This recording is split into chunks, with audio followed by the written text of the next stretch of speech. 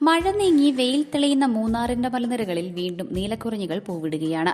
മൂന്നാർ ഇക്കോനഗറിലെ മലഞ്ചെരിവുകളിലാണ് നീലക്കുറിഞ്ഞി പൂത്തു തുടങ്ങിയത്.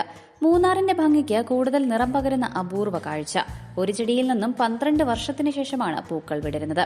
ഇടുക്കി ലൈവ് വാർത്തകൾ നിങ്ങൾക്കായി അവതരിപ്പിക്കുന്നത് കെജിസ് ജ്വല്ലറിയുടെ അതുല്യമായ ആഭരണങ്ങൾ.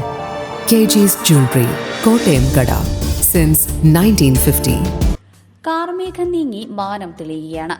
പച്ചപുതച്ച മൂന്നാർ മലഞ്ചെരിവുകൾക്കിനി നീലക്കുറിഞ്ഞി പൂക്കാലത്തിന്റെ ഓണക്കാലം കൂടിയാണ്. 12 വർഷം കൂടുമ്പോൾ മാത്രം ഒരു ചെടിയിൽ നിന്ന് പൂവിടുന്ന നീലക്കുറിഞ്ഞി മൂന്നാർ മലനിരകളിൽ പലയിടങ്ങളിലും പൂത്തു തുടങ്ങി. മൂന്നാർ നല്ലതണ്ണി റോഡ്, ഇക്കോനഗർ, ചക്രമുടി തുടങ്ങി വിവിധ മേഖലകളിലെ മലനിരകളിലാണ് നീലക്കുറിഞ്ഞിയുടെ വരവറിയിച്ച് പൂവിരിഞ്ഞു തുടങ്ങിയത്.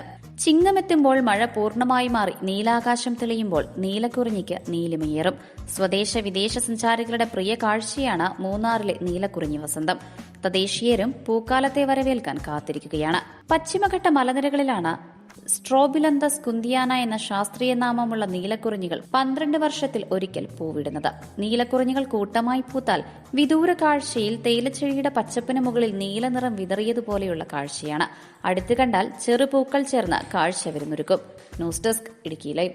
ഇടുക്കി ലൈവ് വാർത്തകൾ നിങ്ങൾക്കായി അവതരിപ്പിച്ചത് സ്ത്രീ സൃഷ്ടികളിൽ ഏറ്റവും പരിശുദ്ധയായ ഒന്ന്.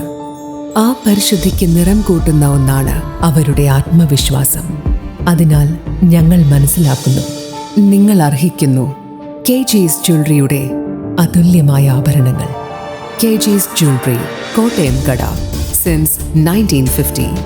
പരിശുദ്ധ സ്വർണം വിശ്വസ്ത കരങ്ങളിലൂടെ. ആ ഷോപ്സ് കട്ടപ്പന, ചെറുതോണി, അടിമാലി, നെടുങ്കണ്ടം, രാജാക്ക.